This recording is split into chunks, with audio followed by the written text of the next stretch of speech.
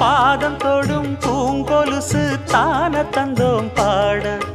வேதங்களும் நாதங்களும் வேண்டி வந்தது கூட பாதங்களை பார்த்ததுமே பார்வலிய மேல வேதனைகளை மாத்திடும் அவ விரிஞ்ச செண்பகச் சோல பூத்ததையா பூவு அது கையழகு தூக்குதையா வாசம் அது மெய்யழகு நான் வந்தேன் வாழ்த்தி பாட நல்லத சொன்னே ராகத்தோடு கண்டே சீத போல கண்டதும் நின்னே சிலைய போல